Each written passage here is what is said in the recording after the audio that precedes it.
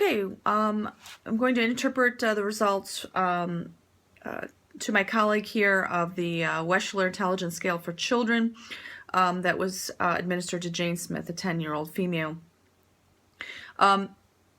There's 4 major scores, one for verbal comprehension, perceptual reasoning, working memory, and processing speed. There are subtests that are very good at deciphering a child's strengths and weaknesses. Her score is compared to other children of her age. Jane's verbal reasoning score of 104 means that she did better than 42% of children her age. This is considered average. Her nonverbal reasoning skills, a score of 102, means that she did better than 55% of her peers. Both verbal comprehension and nonverbal or perceptual reasoning indicate that she's in the average range.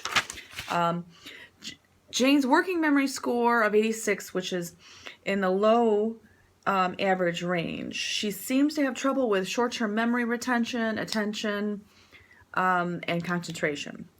This means she has weak mental control, that she probably struggles in school when expected to perform memory tasks or learn more complex concepts. She scored quite high on the arithmetic subtests and displays a strong aptitude for working with numbers. Jane's processing speed is better than about 27% of her peers. This indicates a weakness of visual motor coordination that's probably making it more difficult for her to comprehend new information. Though Jane scored in the average range for most of this test, it's clear that her 2 biggest weaknesses are her working memory and her processing speed. Nonverbal reasoning tasks are one of Jane's strengths.